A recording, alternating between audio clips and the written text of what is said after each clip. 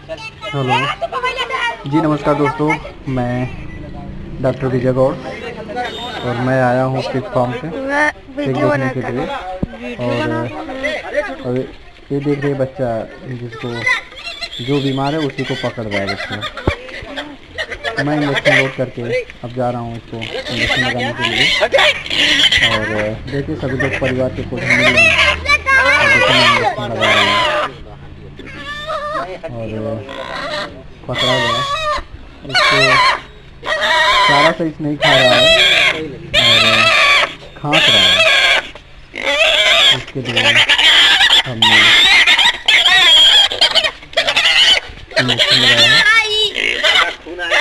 और देख रहे हैं करके देखने का इसका रिजल्ट है। आप लोग भी देखना, दोबारा करके देखने